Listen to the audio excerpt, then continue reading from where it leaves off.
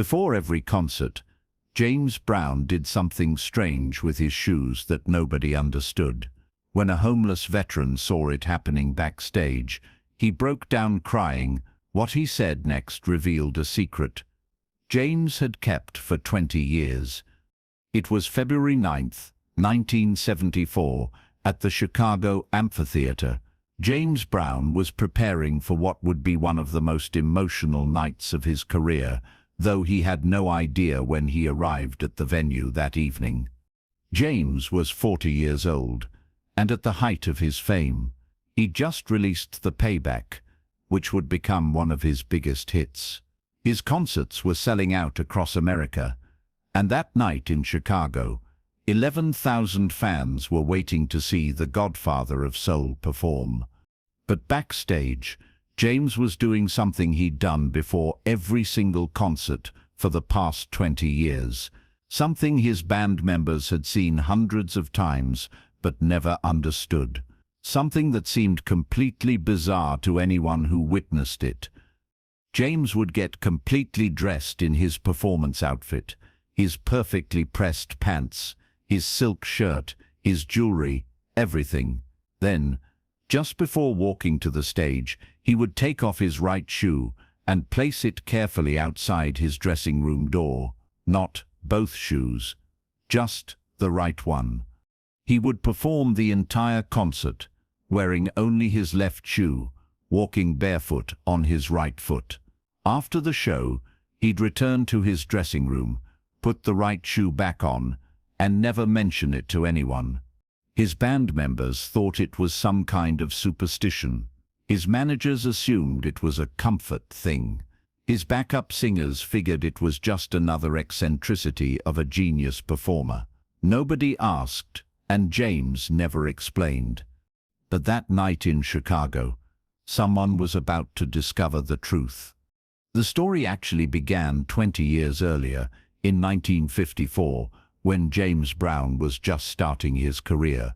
He was 21 years old, performing with a small group called the Famous Flames, traveling from town to town in a beat-up van, playing anywhere that would have them. They were in Augusta, Georgia, one freezing January night, having just finished a show at a tiny club. James was walking back to their van around 2 a.m. when he saw a man sitting on the sidewalk, shivering violently. The man was probably in his late 30s, wearing a thin jacket that was completely inadequate for the 28-degree weather. He wasn't asking for money. He wasn't saying anything. He was just sitting there, shaking, staring at nothing. James stopped. Something about the man's eyes reminded him of his own father, who'd struggled with poverty his entire life. "You okay, man?" James asked.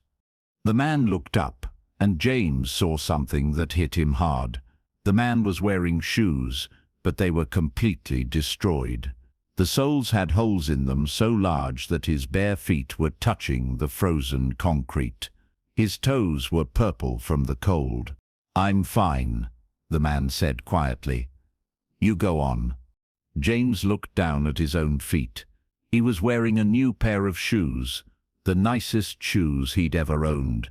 He'd saved up for 2 months to buy them because he wanted to look professional on stage.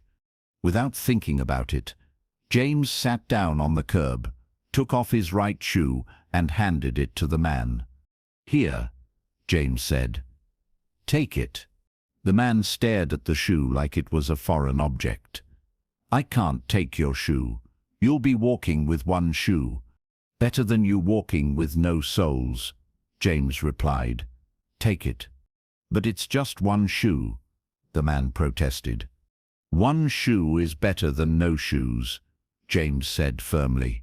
"And maybe it'll remind you that even when things seem impossible, even when you only got one shoe, you keep walking forward." The man took the shoe with trembling hands. Tears started rolling down his face. "I'm a veteran," he said suddenly. "Korea. I came back and couldn't find work. Lost everything. I don't know how I got here." James sat with him for a few more minutes. then gave him the little cash he had in his pocket, maybe $15, and told him where there was a church that served breakfast in the morning. Then James walked back to the van with only one shoe on, got in, and never mentioned what he'd done to his bandmates. But from that night forward, James Brown made a private vow. Before every concert he would take off one shoe and leave it outside his dressing room. It was his way of remembering that moment, of remembering that man, of reminding himself that no matter how famous he became, he should never forget what it felt like to have nothing.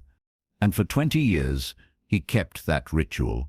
Thousands of concerts, hundreds of venues. Every single time, one shoe came off before he walked on stage.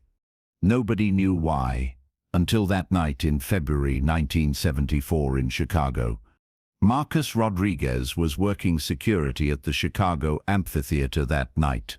He was doing his rounds backstage about 30 minutes before the show was scheduled to start when he noticed something unusual by the back entrance. There was a man sitting on the ground just outside the door. He was older, maybe late 50s, wearing a tattered military jacket, despite the freezing Chicago winter. What caught Marcus's attention was that the man was crying while holding something in his hands. Marcus approached carefully. "Sir, you can't be back here. This is a restricted area." The man looked up, and Marcus saw he was holding an old, worn-out shoe, a right shoe. It was clearly very old, held together with tape and string. "I know," the man said, his voice shaking. "I know I shouldn't be here, but I saw that he's performing tonight, and I had to come. I had to thank him." "Thank who?" Marcus asked. "James Brown," the man said. "He saved my life 20 years ago, and he doesn't even know it." Marcus should have escorted the man away. That was his job. But something about the way the man was crying made him stop. "What do you mean he saved your life?" The man held up the old shoe. 20 years ago I was sitting on a sidewalk in Augusta, freezing to death. I'd lost everything after Korea. I was ready to just give up. And then this young singer came by and gave me his shoe, just took it off his foot and gave it to me. The man's voice broke. He told me that even with one shoe, I keep walking forward, and I did. I wore this shoe until it fell apart. Then I kept it to remember. It reminded me that somebody cared, that I mattered. That shoe got me through the worst years of my life. Marcus felt chills that had nothing to do with the cold weather. "And you think that singer was James Brown?" "I know it was," the man said. "His face is burned into my memory, and I just found out he's performing here tonight. I don't have money for a ticket. I just wanted to be close to the building, to somehow thank him." Marcus made a decision that went against every rule of his job. He went inside and found James Brown's road manager, a man named Charles. Marcus explained the situation, expecting to be told to send the man away. Instead, Charles's face went pale. "Did you say he's holding an old shoe?" "Yes, sir." "Take me to him, right now." Marcus led Charles outside, where the veteran was still sitting, clutching the worn shoe.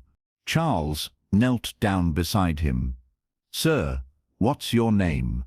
"Robert Miller," the man said. "Sergeant Robert Miller, U.S. Army, retired." "Sergeant Miller," Charles said gently. "James Brown has a ritual before every show. He takes off one shoe and leaves it outside his dressing room. He's done it for 20 years, and nobody knows why. But I think you just solved that mystery." Robert looked up, confusion and hope mixing on his face. "I don't understand." "He's been remembering you," Charles said. "Every concert for 20 years, he's been remembering what he did for you." Marcus helped Robert stand up. "Come with us, sir. There's someone who needs to meet you." They brought Robert backstage, past security, past the crew members rushing around, all the way to James Brown's dressing room. Outside the door, just as it had been for 20 years at every venue, sat a single shoe. Charles knocked on the door. "James, you need to come out here, right now." The door opened, and James Brown stood there in his full performance outfit, barefoot on his right foot. He saw Robert holding the old shoe, and for a moment he just stared. "Sergeant Robert Miller," Charles said, "from Augusta, Georgia, January 1954.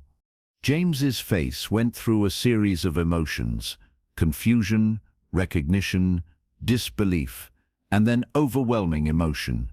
"The sidewalk," James whispered. "You were sitting on the sidewalk."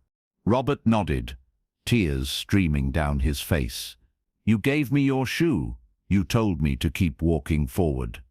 James stepped forward and did something that shocked everyone watching. He dropped to his knees, right there in the hallway, and started crying. "You kept it," James said, looking at the worn shoe in Robert's hands. "After all these years, you kept it." "It saved my life," Robert said. "Every time I wanted to give up, I looked at this shoe and remembered that somebody cared, that somebody thought I was worth helping." James stood up and pulled Robert into a tight embrace. Both men were crying now, and everyone in the hallway, minus band members, crew, security, stood watching with tears in their own eyes. "I've been leaving a shoe outside every dressing room for 20 years, James said. "I wanted to remember you. I wanted to remember that moment, because it reminded me why I do this." "Why?" Robert asked. "Because music and fame don't mean anything if we don't use them to help people," James said. "You taught me that. You sitting there on that sidewalk, freezing, taught me that every person matters, that sometimes the smallest gesture can mean everything." James looked at his road manager. "Charles, I need you to cancel the concert." Everyone went silent. James Brown never cancelled concerts. "James, there are 11,000 people out there," Charles said carefully. "They can wait 30 minutes, James said firmly. He turned to Robert. "Sergeant Miller, you and I are going to go somewhere and talk. Really talk. And then we're going to figure out how to make sure you never have to sit on a cold street again." What happened over the next 45 minutes became part of James Brown's legacy, though most people never heard about it. James sat with Robert in his dressing room and learned his story. Robert had served in Korea with distinction. He'd come home to find his wife had left. His parents had died, and nobody wanted to hire a veteran with what they then called shell shock and would later be recognized as PTSD. He'd been homeless for 7 years before that night, in Augusta. After James gave him the shoe, Robert had used the $15 James gave him to get a room for 3 nights at a boarding house. During those 3 nights, he'd cleaned himself up and managed to get a job at a factory.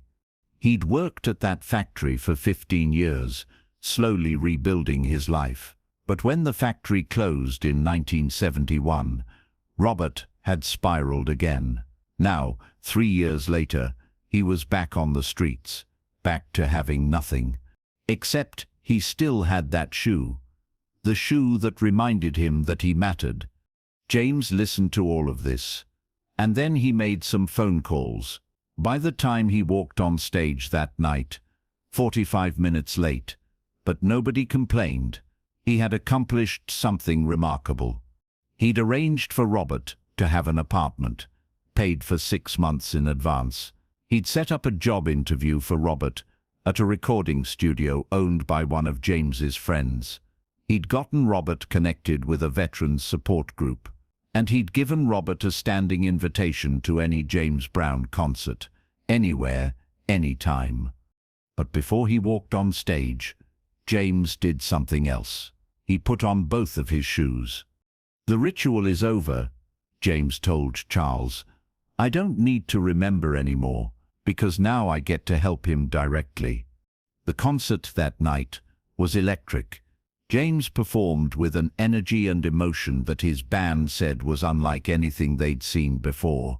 And sitting in the front row wearing new clothes that Charles had rushed out to buy for him was Sergeant Robert Miller. During Papa's Got a Brand New Bag, James stopped mid-song and called Robert up on stage.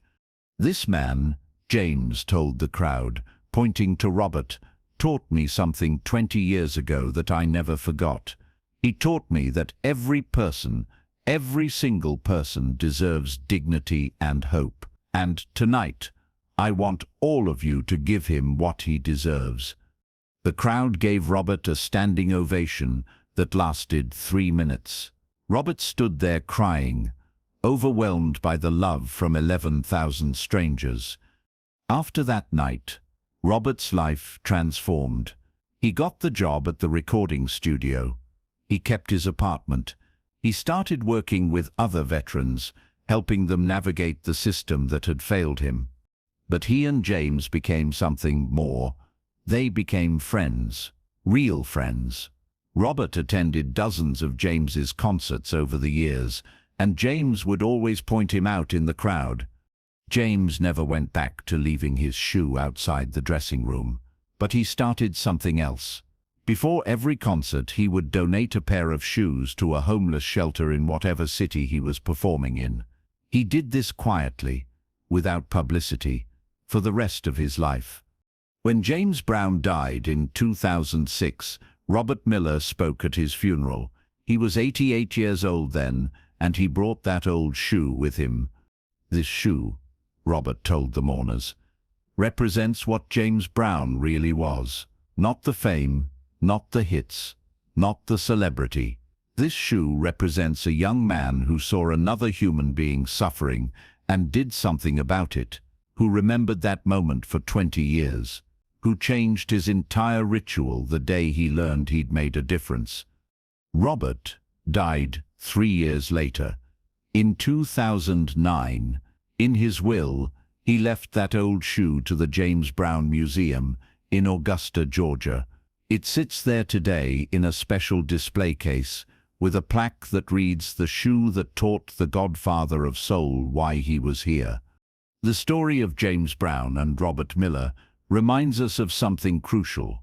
We often think that making a difference requires grand gestures, huge donations, or massive platforms. But sometimes, the most important thing we can do is take off our own shoe and give it to someone who needs it more. James Brown became one of the greatest performers of all time, but perhaps his greatest performance was the one nobody saw, the performance of simple human kindness on a cold sidewalk in Augusta, Georgia, when he was just a struggling musician with nothing to his name except a pair of new shoes. And the fact that he remembered it, honored it, ritualized it for 20 years shows that James understood something profound. The measure of who we are isn't what we accomplish when the world is watching. It's what we do when nobody's looking, except one person who desperately needs help. If this incredible story touched your heart, please share it with someone who needs to be reminded that small acts of kindness can echo across decades. Have you ever received an unexpected kindness that changed your path? Share your story in the comments below, and don't forget to subscribe for more amazing true stories about the humanity behind music's greatest legends.